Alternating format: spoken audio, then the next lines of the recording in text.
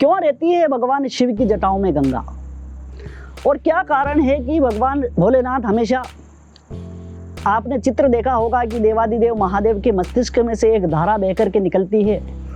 जिसे हम गंगा कहते हैं। कहते हैं कि गंगा मोक्षदायिनी है, और इसके पीछे शिव महापुराण की कथा में बहुत बढ़िया उल्लेख आता है, वर्णन आता है, कथा आती है कि जब कपिल मुनि ने, ये रामचरितमानस में भी कथा आती है कि कपिल मुनि के श्राप से जब सगर के 60,000 पुत्र मृत्यु को प्राप्त हो गए, जब सब मृत्यु को प्राप्त हो गए तो उनको मोक्ष कैसे मिले, इसके लिए सगर के बाद कई पीढ़ियों तक उन पुत्रों के मोक्ष के लिए अलग अलग प्रकार की क्रिया करवाई गई, जिसे आज हम भी करते हैं, हम भी करवाते हैं, आप भी करवाते होंगे अपने परिवार में। अगर कोई मृत्यु को प्राप्त हो जाए तो 10 दिन तक पिंडदान किया जाता है, 10 गात्र विधि की जाती है, एकादश विधि की जाती है, द्वादशा विधि की जाती है,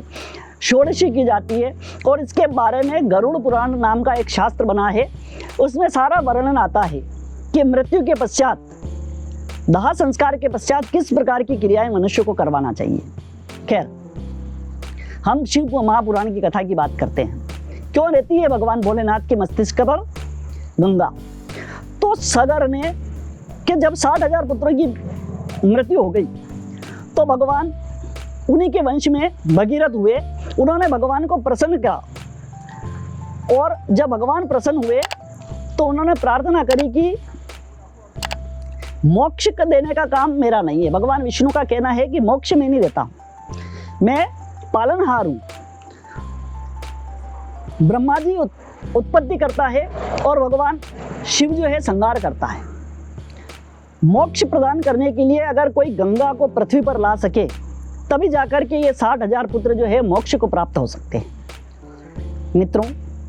उसी समय से सगर के वंशजों ने माँ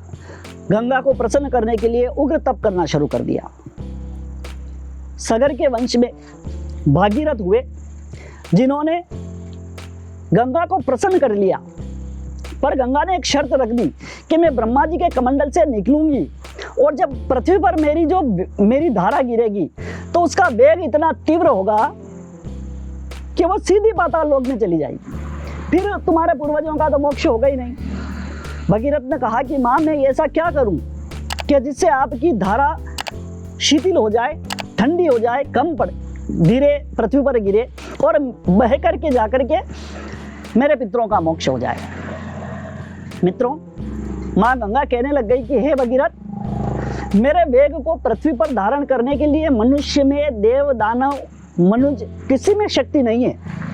पर हाँ, अगर तुम तप करके भगवान भोलेनाथ को प्रसन्न कर लो, भगवान शिव को राजी कर लो, तो मेरा ऐसा विश्वास है कि तुम्हारे पूर्वजों का मोक्ष अवश्य प्राप्त हो जाएगा। मित्रों, भगीरथ ने भगवान भोलेनाथ की उग्र तपस्या करी, देवादिदेव महादेव प्रसन्न हो गए, और भगवान भोलेनाथ ने भगीरथ को कहा कि मैं गंगा को अपने मस्तिष्क में, अपनी जटाओं में समाहित कर लूंगा। उग्र तपस्या करके जब ब्रह्मा जी के कमंडल से गंगा की धार नीचे गिरी तो कहते हैं, शिव महापुराण की कथा में आता है कि भगवान भोलेनाथ ने अपनी जटाओं को खोल दिया, और जटाओं को खोलने के बाद जैसे ही वो धारा गिरी कि जटाओं में लपेट करके पूरी गंगा को अपने मस्तिष्क में समाहित कर लिया। वहां से एक छोटी सी धारा निकली, आगे भागीरथ अपना रथ लेकर के चले और वहां पहुंच गए जहां पर राजा सगर के 60,000 पुत्र मृत्यु को प्राप्त हो गए थे। उन सब की अस्थियों को जैसे ही गंगा ने स्पर्श किया कि सब मोक्ष को प्राप्त हो गए, और इस मनुष्य जीवन में मोक्ष को,